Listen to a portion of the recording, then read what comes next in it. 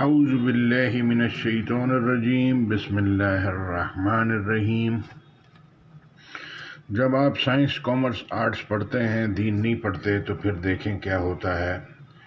اور یہ انسان جو ہے وہ کوئی انسان مجھے نہیں ملا جو کہے میں غلط ہوں، مجھے کچھ نہیں پتہ۔ سارے لوگ بولتے ہیں میں صحیح ہوں، مجھے سب پتہ ہے۔ پتہ تو شیطان کو بھی سب کچھ ہے، لیکن اس کے پاس ایمان اور ہدایت نہیں۔ علم الگ ہے، ایمان الگ ہے، ہدایت الگ ہے۔ اب آپ یہ دیکھیں کہ یہ کراچی 75 سال ہو گئے، گیس نہیں ہے، بجلی نہیں ہے، پانی نہیں ہے، گٹر ابل رہے ہیں۔ اب یہ پاکستان جو ہے وہ اگر آپ یہ پیسے ٹیکس حساب کریں تو یہ دیکھیں کہاں سے کہاں اس کے قرضے کھڑے ہیں۔ اور یہ جو شہری جو رہتے ہیں یہ کیا دعا دیں گے کسی کو جب ان کو پانی، بجلی، گیس نہیں ملے گا، کام سے 12 گھنٹے محنت کر کے آ کے اس کو سونے کو نہیں ملے گا، تو وہ کیا دعا کرے گا کسی کے لیے؟ تو یہ پچھلی جنریشن اللہ کہہ رہا ہے ایسے لوگ کیوں نہ گزرے جو ملک میں خرابی کرنے سے روکتے۔ ہاں ایسے تھوڑے سے تھے جن کو ہم نے مخلصی دی، اور جو ظالم لوگ تھے وہ ایسی چیزوں کے پیچھے لگ گئے جس میں عیش و آرام تھا، وہ گناہوں میں ڈوبے ہوئے تھے۔ اب امیر آدمی ہے، اس کے پاس ساری فیسلٹی ہے، ڈی ایچ اے عسکری ہے، ادھر لوڈ شیڈنگ نہیں ہے۔ غریب آدمی کو یہ دنیا میں تکلیف تو دیکھ لے گا، لیکن یہ آخرت میں جہنم کے عذاب سے بچ جائے گا۔ لیکن یہ امیر آدمی کیسے بچے گا؟ تو آپ کا ہمارا سب سے پہلا کام ہے علم لینا، پھر اس کے حساب سے اعمال کرنا۔ تو اللہ پوری زندگی کی انسان کی دیکھے گا فلم، اس کے بعد پھر فیصلہ کرے گا۔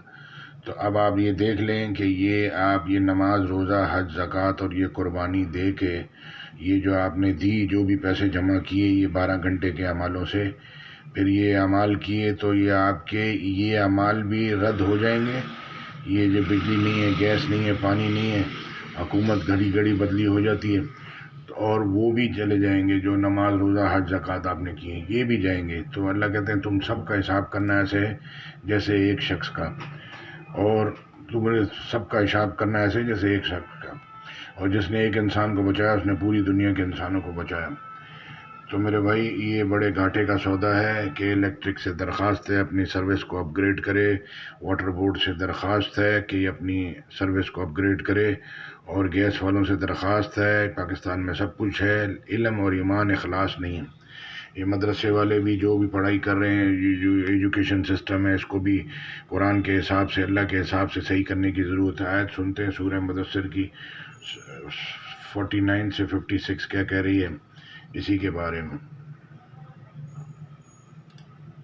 فما لهم عن التذكرة معرضين كأنهم حمر مستنفرة فرت من قسورة بل يريد كل امرئ منهم أن يؤتى صحفا منشرة كلا بل لا يخافون الآخرة كلا إنه تذكرة فمن شاء ذكره وما يذكرون إلا أن يشاء الله هو أهل التقوى وأهل المغفرة۔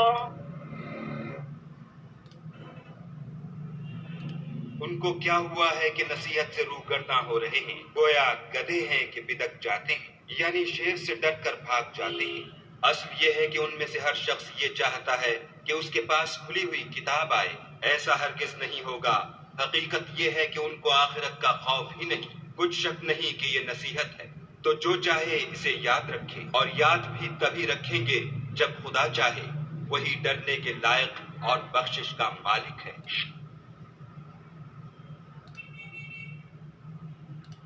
Then what is the matter with them, that they are from the reminder turning away, as if they were alarmed donkeys, fleeing from a lion? Rather, every person among them desires that he would be given scriptures spread about. No, but they do not fear the hereafter. No, indeed, the Quran is a reminder.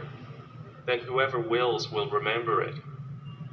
And they will not remember except that Allah wills.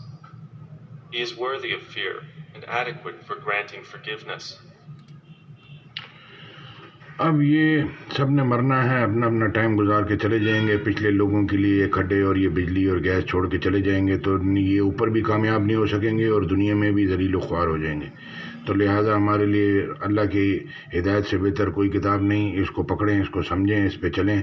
یہ ساری زندگی بھی پوری دنیا کے عالموں کے بیان سنیں گے تو بھی آپ اس بات تک نہیں پہنچ سکیں گے.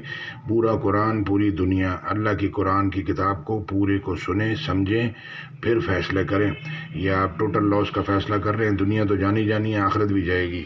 جزاک اللہ خیر. السلام علیکم ورحمۃ اللہ. آیت میں ساتھ میں اٹیچ کر دوں گا.